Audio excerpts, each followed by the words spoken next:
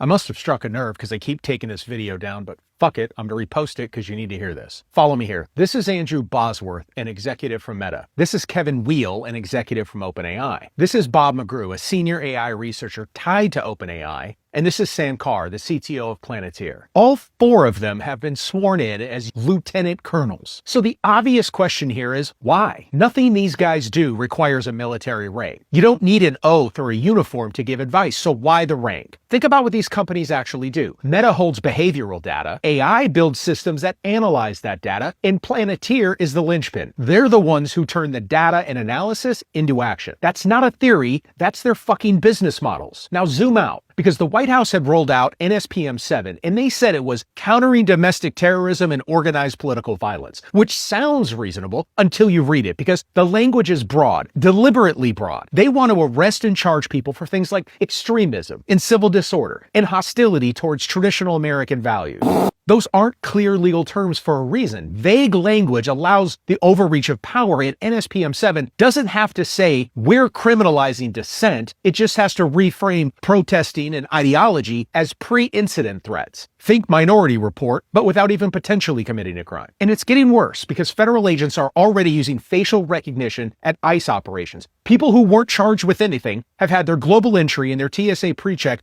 revoked after their faces were scanned at protest. No arrest, no explanation, no due process, just consequences. So when people ask why this matters, the answer is simple. Power never wants less power. Because when tech executives start getting military rank, and when hostility towards American values gets treated like a security threat, and when the government quietly punishes people for observing federal operations, it's not about safety anymore. It's about control. And so much for that party of small government.